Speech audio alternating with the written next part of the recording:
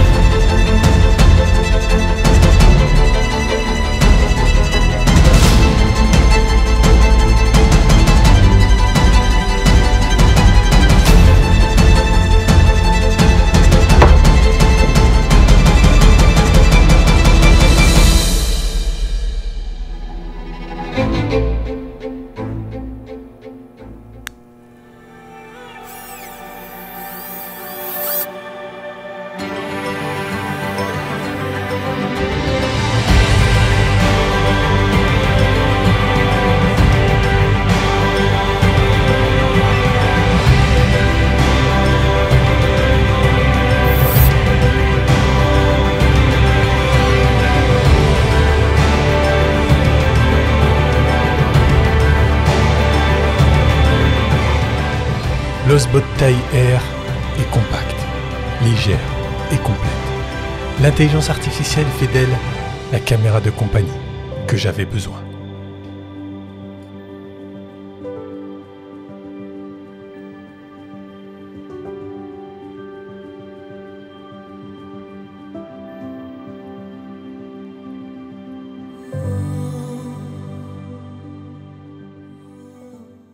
Bonjour les filmmakers, j'espère que vous allez bien. Vous l'avez compris, aujourd'hui je vais vous parler d'une caméra, la caméra streaming Osbot Taille Air. Osbot est spécialisé dans les webcams et les caméras streaming. On va commencer par un sujet que je trouve très intéressant et sur lequel la caméra se détache quand même du reste de la concurrence et ses performances en basse lumière. C'est une caméra qui possède un objectif de 23 mm qui ouvre à f1.8. Autrement dit, c'est une caméra qui offre de belles images lumineuses même dans des environnements très sombres et c'est un point très positif. Elle détecte les visages et ajuste la luminosité automatiquement et ça marche très bien. La mise au point se fait via un laser qui est situé dans la partie haute de l'objectif. Ça marche plutôt bien, c'est automatique. Le rendu est assez propre. La profondeur de champ s'ajuste quand on s'approche et s'éloigne de l'objectif. Ça marche, c'est efficace. Dites-moi ce que vous en pensez dans les commentaires.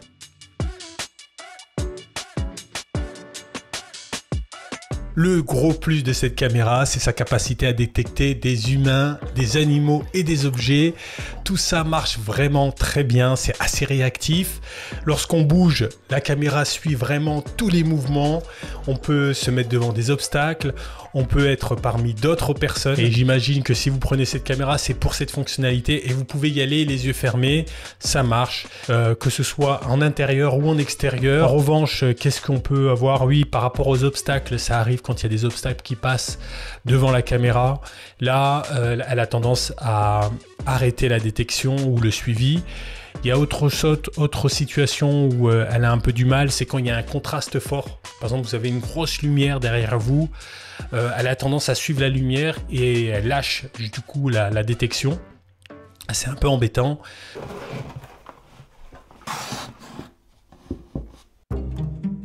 Elle filme en 4K 30 images par seconde. Alors c'est vrai que ça semble un peu juste, surtout si on veut filmer des mouvements très rapides. Il faudra dans ces cas-là s'orienter vers le 1080p en 60 images par seconde. Alors la résolution est plus faible, mais là vous avez la capacité de filmer des mouvements assez rapides et assez fluides et gagner en fluidité dans vos images. Alors le 60 images par seconde est plutôt solide et l'image est très propre.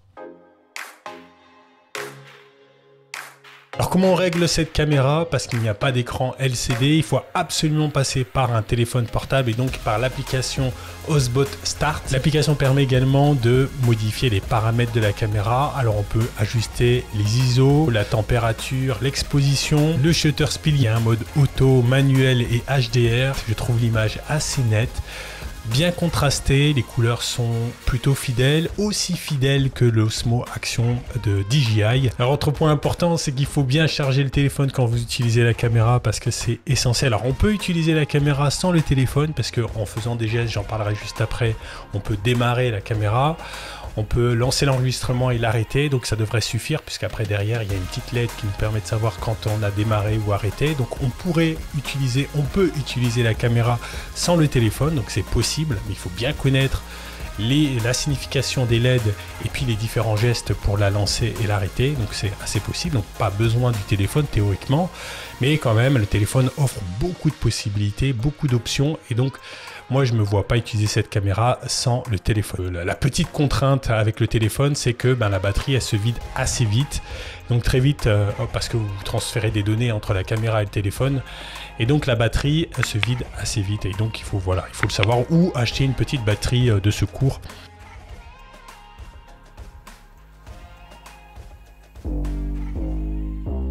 Le Taille R possède un système de cadrage intelligent. La caméra va définir 3 plans, elle va détecter 3 types de plans. Un plan large, un plan du corps entier et un plan rapproché au niveau du visage. On peut passer rapidement d'un plan à l'autre juste en sélectionnant sur l'application. Pas besoin de la bouger, pas besoin de déplacer la caméra, vous allez pouvoir changer rapidement le plan de votre caméra.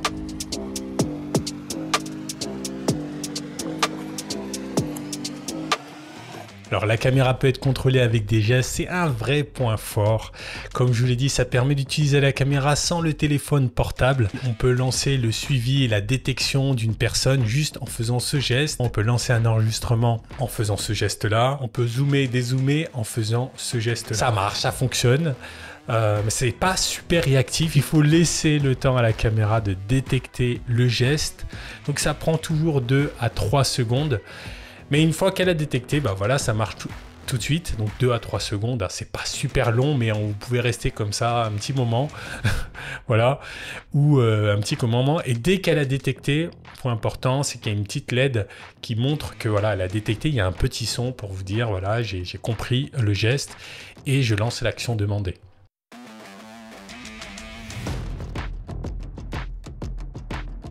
Alors l'autonomie de la caméra, mais avant de parler de l'autonomie, juste un petit chiffre, la caméra est compacte, elle est légère, elle pèse 344 grammes de souvenirs, je vérifie, oui c'est bien ça. Elle a une autonomie de 145 minutes. Alors la marque n'a pas spécifié la durée d'autonomie, la durée de vie de la batterie de la caméra lorsqu'on filme en 4K 30 images par seconde. J'ai juste les informations pour du 1080p en 60 images par seconde, donc c'est 145 minutes. Donc imaginez-vous bien que la caméra a une autonomie beaucoup plus faible quand on est en 4K 30 images par seconde. La caméra se charge via le port USB-C. La caméra est très silencieuse, elle ne fait pas de bruit quand elle bouge, contrairement à mon petit film de début de vidéo. Elle ne fait pas de bruit quand elle se déplace quand elle vous suit, il n'y a aucun son, c'est important de le dire. J'ai rajouté des sons juste pour transmettre les émotions de la caméra. Alors la caméra chauffe légèrement, alors on peut la prendre dans la main hein, quand on a enregistré pendant quelques minutes. Hein. Elle ne va pas nous brûler les mains, mais elle chauffe et on peut se dire que le système de refroidissement de la caméra est plutôt efficace, et comme on ne l'entend pas, je trouve que voilà, il y a une bonne efficience entre bruit, efficacité de refroidissement.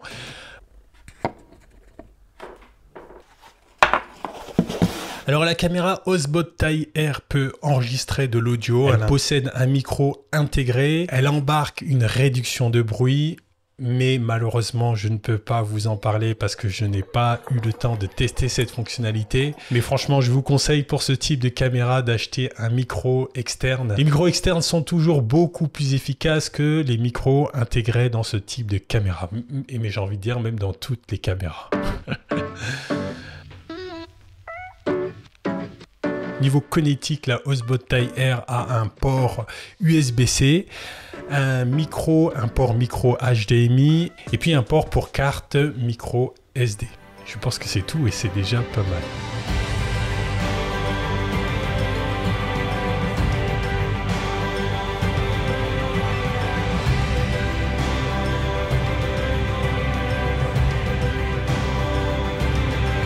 L'Osbot Taille Air est une caméra compacte et légère. Le système de détection et de suivi est très performant, ça marche très bien, c'est très réactif. La caméra offre des images bien exposées en low light grâce à l'objectif qui ouvre à f1.8. Ça, c'est vraiment une bonne idée d'avoir choisi un objectif très lumineux pour ce type de caméra avec cette focale de 23 mm. C'est vraiment une très bonne idée et ça marche vraiment bien. Le premier kit de Taille Air commence à 449 € pour les Early Bird au lieu de 598 €. C'est un projet Kickstarter, donc si le produit vous intéresse, c'est le bon moment de passer la commande. Les premières livraisons se feront en novembre 2023. Alors c'est une rapide présentation des fonctionnalités. Je n'ai pas la caméra depuis très longtemps, mais elle m'a laissé une bonne première impression.